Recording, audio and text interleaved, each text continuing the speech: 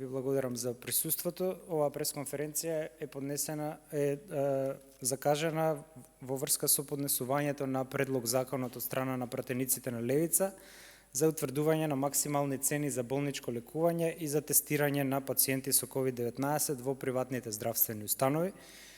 Законот е поднесен по скратена постапка поради итноста на ситуацијата и накратко ќе ви го образложам суштината на овој закон. Предлагаме комбиниран модел на болничко лекување во приватните болници, имено специјалниот закон предвидува врз основа на членот 55 од Уставот, кој што во услови на здравствена криза може да ја ограничи слободата на пазарот и предприемништвото, односно и да ги регулира цените.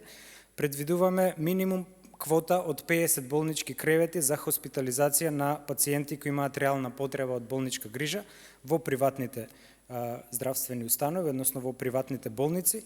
Овие 50 кревети би биле на терет на Фондот за здравствено осигурување и се изедначуваат референтните цени со оние на фондот кои се веќе утврдени.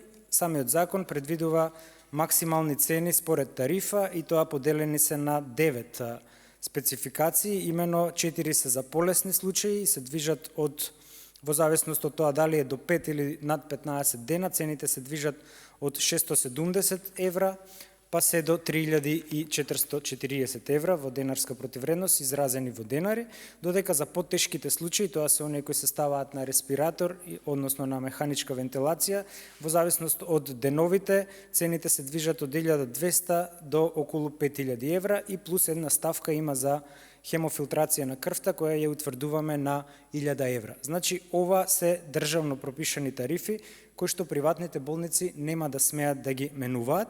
Тоа е едниот модел за тие 50 кревети, додека над тие 50 кревети приватните болници би имале можност приватно да наплаќаат, со тоа што цените би биле сосема исти како овие кои би ги покривал фондот.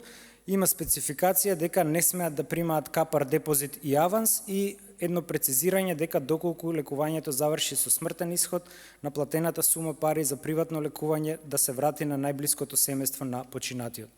За разлика од владиниот предлог, кој што веројатно сега е во владина процедура, ова е разликата, значи комбинираниот модел кој ние го предлагаме на терет на фондот за посиромашни граѓани до 50 легла во секоја приватна болница и дополнително предлагаме максимални цени за ковид тестирање, за да не се случува по 2 недели да им се закажува од првичните симптоми, што е бесцелно. Така предвидуваме дека ако во наредните 24 часа на државна лабораторија нема слободен термин за PCR COVID тестирање, тогаш да може приватните лаборатории на терет на фондот да се приклучат во мрежата за итно тестирање и цената која ја утврдуваме и која фондот би ја покривал во овој случај е да не надминува 20 евра во денарска противредност. Се овластува Министерството да донесе правилник за вмрежување на овие термини со приватните лаборатории. Во поглед на контролата предвидуваме Државниот санитарен и здравствен инспекторат и прекршачни одредби 10.000 евра глоба за прв прекршок за правното лице и 5.000 евра за одговорното лице, а во случај на констатиран повторен прекршок на приватната болница или лабораторија да и се одземе издадената лиценца за работа. Во поглед на влегувањето во сила, поради итноста на кризната состојба, влегувањето во сила е веднаш од објавувањето во службен весник, односно без вообичаениот рок за вакацио легис на законот. Тоа е накратко содржината на предлогот кој што ние го предлагаме по скратена постапка и е утврден, како што најавивме, нашиот правен тим го работеше скоро недела дена. Веќе е влезен во собраниска процедура и очекуваме согласно деловничките рокови да биде изгласана потребата од носење на овој закон. Доколку имате прашања, повелете.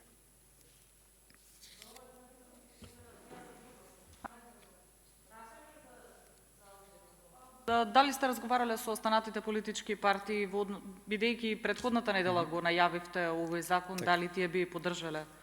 Не, немаме разговарано, значи ќе чекаме во редовна деловничка процедура спикерот да го процесуира, односно да го проследи до парламентарното мнозинство, па и до опозицијата и веруваме дека доколку има преклопување со владиниот предлог, бидејќи тој владин предлог има една мана, колку што можев да видам од министерот Филипче, се однесува само за максимирање на цените, но тоа не ја решава ситуацијата со сиромашните граѓани. Оние кои немаат 12.000 евра, немаат ни 6.000 евра, така што повторно ќе има, значи го нема овој комбиниран пристап и затоа ние се решивме на варијанта наместо рогацијски закон за измена и дополна на законот за здравствена заштита, како што предлага владата, да одиме со лекс специјалис, односно со посебен закон кој што ви важел за време на кризната состојба и состојба на прогласена епидемија.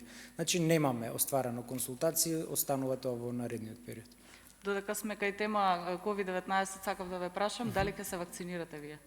Па ние да, се пријавивме денес по дојава од собранискиот спикер, мислам дека пратениците влегуваат во некоја група и мислам дека ќе се вакцинираме со Спутник 5, така ни беше кажано, меѓутоа останува да видиме. Се пријавивме, чекаме да не распределат, кога ќе не распределат, ќе видиме.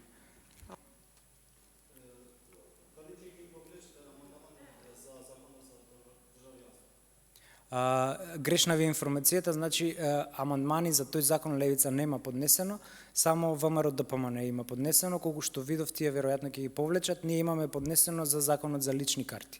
За тој закон што го зборувате на Алијанса и Алтернатива ние немаме поднесено ниту еден амандман.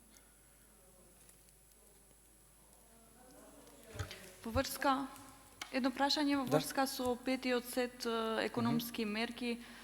Дали верувате дека треба што поскоро да има некои договори да поминат овие мерки? Па видете, таму има една квака која што во јавноста не е пласирана, именно кога матично работно тело е Комисијата за финансирање и буџет, таму не може да има блокада, исто како Комисијата за европски прашања. Или блокадата би траела максимум 2 до 3 дена, согласно деловникот.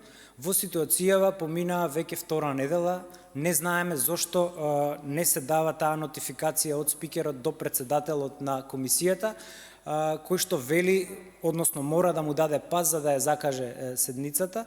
Знаеме дека има илјадници амандмани од Алијанса Алтернатива, меѓутоа колку и да има амандмани, не можете да го блокирате процесот. Вие може да го одолговлечите. Зошто не се закажува седница, останува отворено прашање. Имено до сега требаше да помине максимум за 3 дена. Веќе поминаа 2 недели, нас не е се уште нејасно зошто тој пакет мерки за кој сите големи партии залагаат дека е на приоритетна листа, се уште не е дојден на дневен ред. Како? Нема пари, веројатно за тоа. Добро, други прашања дали има? Во ред, ви благодарам.